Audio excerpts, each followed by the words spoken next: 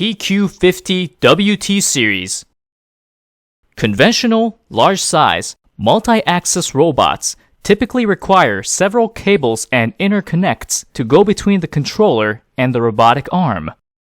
Easier cable wiring inside the robotic arm is possible by using branch-style contact on the controller side.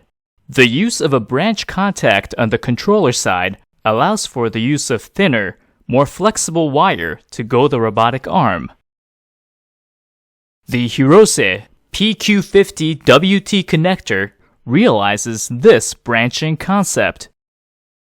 Current flow can be distributed within the connector, which decreases the number of individual cables and simplifies the cabling process.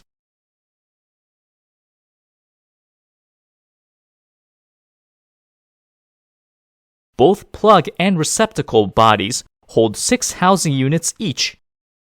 Various types of housing units are available to maximize the flexibility in your layout. The combination of the housing units can be customized to meet specific application needs, such as hybrid power and signal combinations, and branch and normal contacts in the same connector.